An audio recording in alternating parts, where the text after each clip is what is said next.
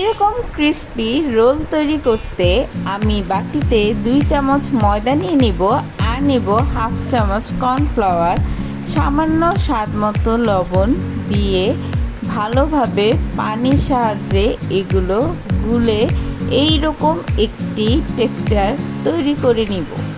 তারপর অন্য সাইডে আমি পুর রেডি করে নিয়েছি। আপনারা আপনাদের পছন্দ অনুযায়ী পুর রেডি করে নিতে পারেন।